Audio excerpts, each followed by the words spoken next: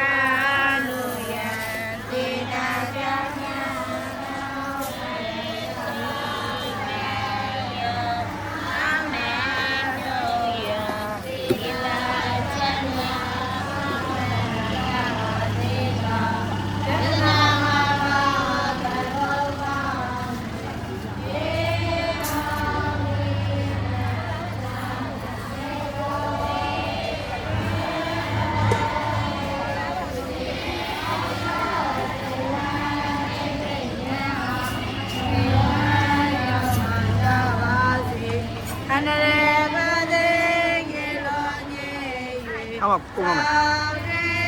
ထူတာမင်းထူတာကုန်တော့မယ်နောက်မှမေကုန်တော့မှသိမရှိအောင်မထူထားရင်အဲ့ဒီဒီဇိုင်းပြီးသွားရင်ပုံသွားရင်မရှိအောင်